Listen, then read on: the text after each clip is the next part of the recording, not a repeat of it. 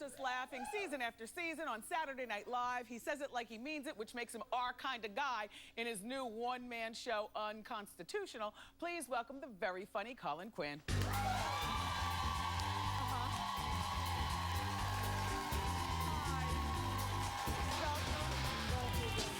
I'm glad that you're here.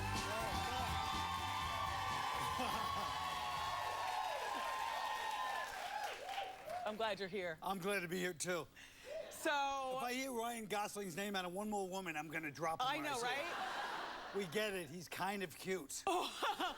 Although, you know, I'm lobbying for him to play Christian Grey in 50 Shades of Grey. Really? I think he'd be perfect. I think he'd be perfect for everything. I think he should be president of the United States.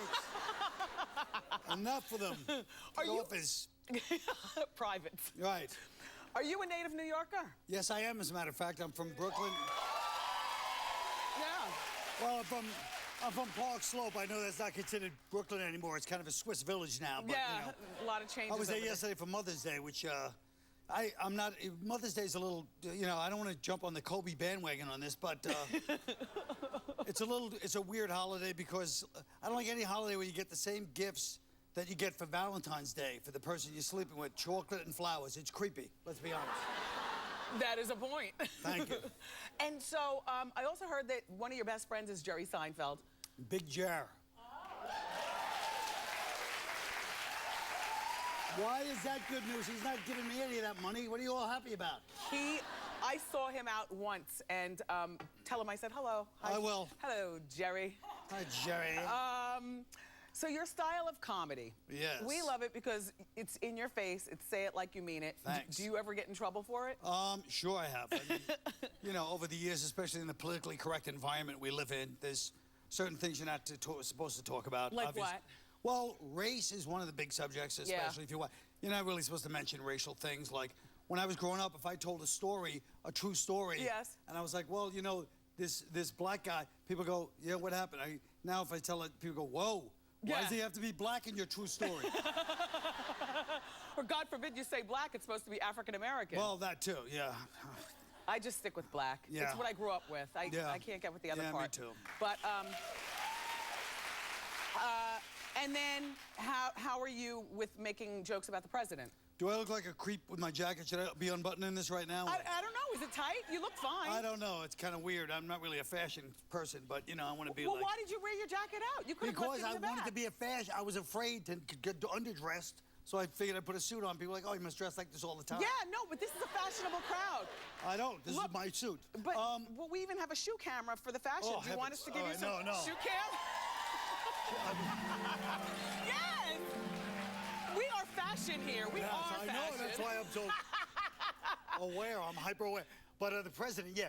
Well, the only person that's made any jokes about President Obama in the 5 years he's been in is President Obama. That's how scared people are to make jokes. No late night talk shows. Only he makes them at the White House press conference, telling people, hey, it's okay to joke about me. See, I'm doing it. This is pathetic. People joke around the president. Around him. They'll be like, hey, you hear the joke about President Obama? What? Joe Biden, ha, ha, ha.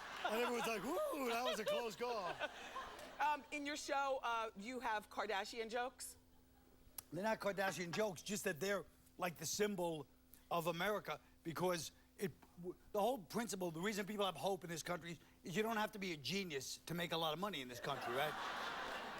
And Kris Jenner is like, you know, not that she's, but she's got that thing. Basically what happened was the husband, the original husband, OJ's lawyer, he was famous, he carried the bloody clothes out. People forget that. He was the guy, the cover-up guy. Then a few years later, the daughter makes a sex tape, OJ, Ray J, and then, you know. So most people would think, hey, family, get together, let's keep it low-key. We got a couple of shady incidences, you know.